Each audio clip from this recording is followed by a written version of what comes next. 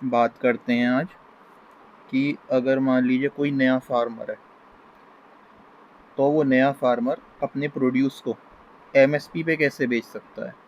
यहाँ पे मैं अपने शहर का एग्जांपल ले लेता हूँ, अलीगढ़ का।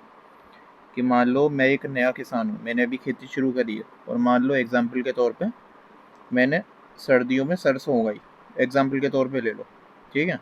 और अब मैं चाहता हूँ कि ये सरसों जो है ये मैं एमएसपी पे बेचना चाह रहा हूँ 2026-27 के सीज़न में, ठीक है। तो इसका क्या प्रोसीजर रहेगा उसके बारे में बात करते हैं। As a new farmer, how will you sell your mustard crop at MSP in Aligarh Uttar Pradesh. ये देखते हैं।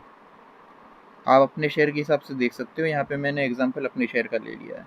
तो सबसे पहले किन के डॉक्यूमेंट की ज़रूरत पड़ेगी। आधार कार्ड चाहिए। इसके अलावा एक एक्टिव मोबाइल नंबर चाहिए जो आपके आधार कार्ड से लिंक होना चाहिए। फिर आपकी ज़मीन के कागजात जो हैं वो चाहिए, खसरा और खतौनी। इसके अलावा जो है पासपोर्ट साइज़ फ़ोटो भी चाहिए। पासपोर्ट साइज़ फ़ोटो के अलावा आपका बैंक खाता होना चाहिए जो कि आपके आधार कार्ड से लिंक हो और आधार से सीडेड भी होना चाहिए, क्योंकि डायरेक्ट बैंक ट्रांसफ़र होगा। पैसा जो है डायरेक्ट आपके खाते में भेजा जाएगा, ये ध्यान रखना। यहाँ पे डायरेक्ट बैंक ट्रांसफ़र होता है एमएसपी के केस में। अब सबसे पहले आपको ऑनलाइन रजिस्ट्रेशन यहाँ पे करना पड़ेगा अपने प्रोड्यूस को एमएसपी पे बेचने के लिए। प्रोक्योरमेंट जो गवर्नमेंट के सेंटर्स हैं वहाँ पे ले जाने से पहले आपको करना पड़ेगा यहाँ पे ऑनलाइन फार्मर रजिस्ट्रेशन, मैंडेटरी है ये। अब इसके लिए ये पोर्टल है fcs.up.gov.in, जो कि UP food and logistic department का पोर्टल है। यहाँ पे जाना, सारी की सारी डिटेल फिल करना, ज़मीन की जो है जैसे जैसे भी वो डिटेल मांगे सारी डिटेल फिल कर देना। उसके बाद में होगा ये कि अब आपने अपनी ज़मीन की डिटेल भी डाल रखी है यहाँ पे, खसरा खतौनी की। तो होगा ये सिस्टम अपने आप यहाँ पे एस्टिमेट कर लेगा कि आपका ज़मीन का कितना एरिया है और उससे मैक्सिमम कितनी उपज हो सकती है, यानी कि एस्टिमेट यील्ड निकाल लेगा वो। जो पॉसिबल मस्टर्ड की यील्ड होगी, यानी कि एस्टिमेट कर लेगा अपने आप आपके लैंड डॉक्यूमेंट्स के हिसाब से पॉसिबल मस्टर्ड यील्ड, ताकि कोई भी 420 का मामला ना रहे। नहीं तो ये हो सकता है कि ट्रेडर आपके नाम पे जो है कमर्शियल स्टॉक बेच ले। तो ये सब चीज़ें ख़त्म हो चुकी हैं, तो कोई 420 का यहाँ पे चांस नहीं रहता। So that trader can not sell commercial stock under your name, ये ध्यान रखना। इसके बाद एक बार आपने सारी डिटेल वगैरह भर दी और उनको अच्छे से क्रॉस चेक कर लेना, और उसके बाद में फाइनलाइज कर लेना और अपनी एप्लीकेशन को लॉक कर देना। उसके बाद में फाइनल रजिस्ट्रेशन स्लिप का प्रिंट आउट निकाल करके अपने पास रख लेना। ये आपको संभाल के अपने पास रखना है। अब होगा ये, आपने जैसे ही एप्लीकेशन लॉक करी थी, डिटेल पहुंच जाती हैं आपके खेत के एरिया का जो भी लेखपाल होगा उसके पास में।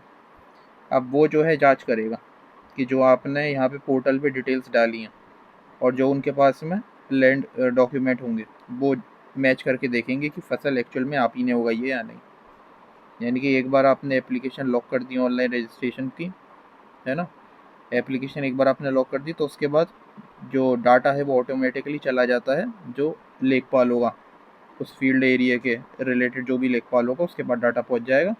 लेखपाल डिजिटली वेरीफाई करेगा जो भी आपने डिटेल डाल रखी है ना, क्रॉप डिटेल, और उनके पास में जो लेखपाल के पास रिकॉर्ड है, दोनों को मैच करके देखेगा वो और कंफर्म करेगा कि एक्चुअल में जो मस्टर्ड क्रॉप है वो आप ही ने कल्टिवेट करी है या नहीं करी, और एक्चुअल में वो मस्टर्ड क्रॉप है ही या नहीं है।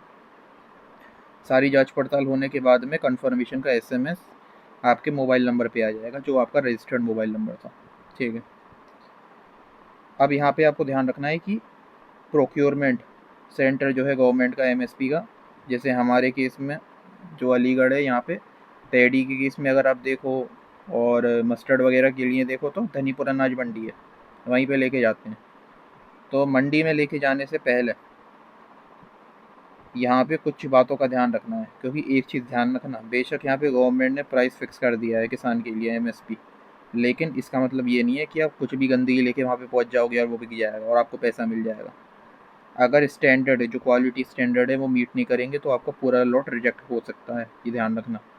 तो यहाँ पे कुछ एक फेयर एवरेज क्वालिटी आपको मेंटेन करके रखनी है जिसकी कुछ गाइडलाइन भी हैं, जैसे कि मॉइस्चर परसेंटेज जो है। अब मैंने यहाँ पे मस्टर्ड का एग्जांपल लिया है तो मैं मस्टर्ड का ही लेकर के चल रहा हूँ।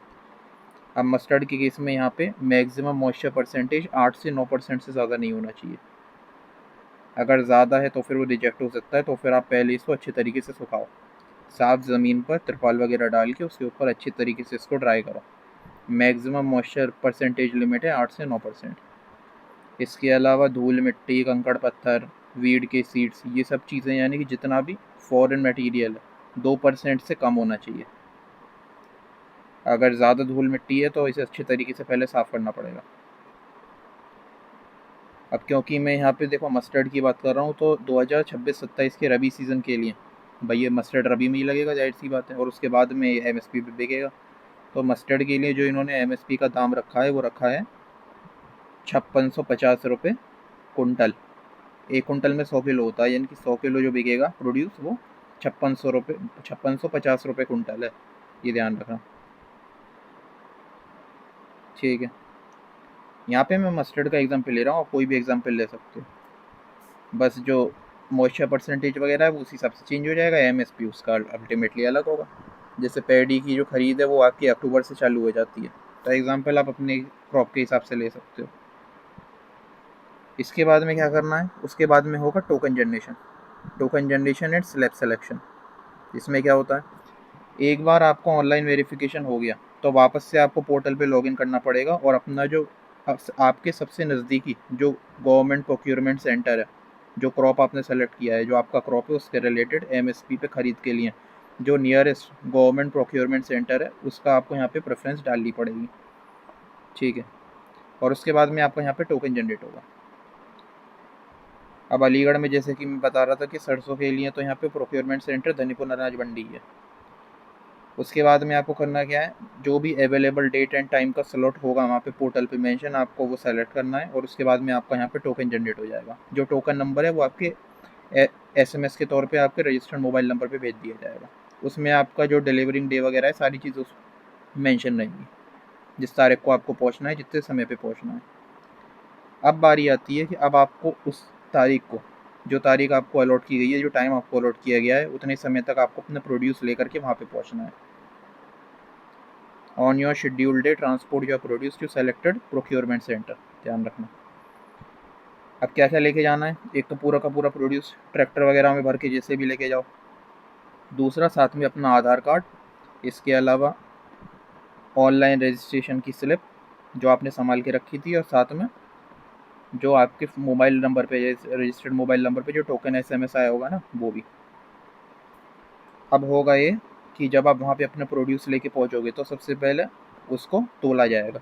वेट ऑफिसर जो है उसको वेट करेगा डिजिटली, और उसके बाद में उसकी क्वालिटी जो चेकिंग है वो स्टार्ट होती है। उसमें कितनी धूल मिट्टी वगैरह है, मॉइस्चर परसेंटेज कितना है, उसकी टेस्टिंग होगी। अगर सब कुछ सही निकलता है और आपका पूरा प्रोड्यूस एक्सेप्ट कर लिया जाता है तो फिर आपको पर्ची काट के दे देंगे वो, यानी कि सेल रिसिप्ट आपको दे देंगे, जिसे तोला पर्चा बोलते हैं। क्योंकि इसमें जो आपके पूरे प्रोड्यूस का वज़न है वो मेंशन रहेगा और कितने एमएसपी पर ख़रीद हुई है वो मेंशन रहेगा। अब जो पेमेंट है वो आपको लगभग 48 से 72 घंटे के अंदर अंदर आपके डायरेक्ट खाते में आ जाएगा। जो आपका आधार कार्ड जो आपका बैंक से लिंक था ना, जो आपने खाता दिया था, 48 से 72 घंटे के अंदर अंदर ही बैंक में पैसा आ जाएगा खाते में डायरेक्टली। यहाँ पे आधार कार्ड जो लिंक था उसी बैंक अकाउंट में डायरेक्टली यहाँ पे प्रोसेसिंग हो जाती है। कितनी अमाउंट मिलेगी, टोटल तुलाई तो हो ही गई थी। अब क्योंकि यहाँ पे मस्टर्ड की बात कर रहे हैं तो तुलाई जितनी भी हुई, ठीक है ना, और 1 कुंटल का भाव है 5650 रुपये। मान लो जितना भी कुंटल आता है, 20-30 जितना भी कुंटल बैठा, मल्टीप्लाई कर दो, ये आपका टोटल अमाउंट निकल के आ जाएगा। 48 से 72 घंटे के अंदर अंदर आपके खाते में पैसा आ जाएगा। डायरेक्ट बैंक ट्रांसफ़र है यहाँ पे, ध्यान रखना। मतलब पैसा डायरेक्ट किसान के खाते में आएगा।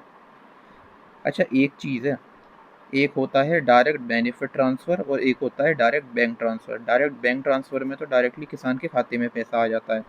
डायरेक्ट बेनिफिट ट्रांसफ़र जो होती है ना, जैसे कि कुछ स्कीमों में हमने पढ़ा था, तो उनमें ये होता है कि जो ई-रूपी वाउचर वगैरह होते हैं वो भेजे जाते हैं, जिससे किसान केवल उस ई-रूपी वाउचर के ज़रिए अपने खेती बाड़ी का ही जो भी काम होगा वो कर सकता है, बाकी कुछ नहीं कर सकता।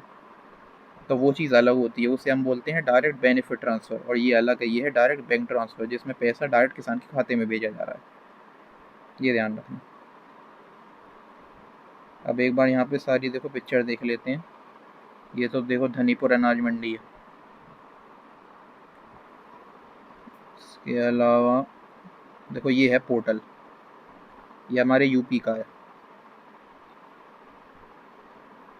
अब जैसे कि ये जो पोर्टल है इसे थोड़ा सा नीचे स्क्रॉल करोगे तो यहाँ पे इस तरीके का ये ऑप्शन आता है। यहाँ पे इसमें जो किसान का रजिस्ट्रेशन का पहला ऑप्शन है इस पर आपको क्लिक करना है और क्लिक करके ये इस तरीके से खुल जाएगा।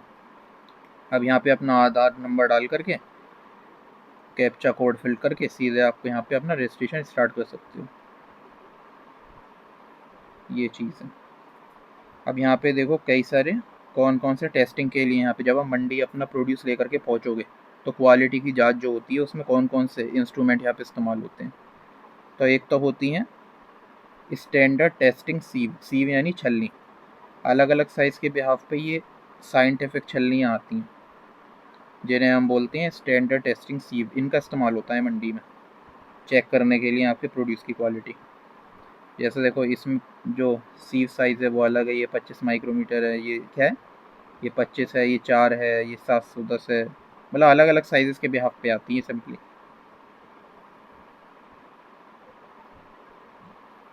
ये स्टैंडर्ड टेक्सन सीव आती है अलग अलग साइज़ के बिहाफ पे।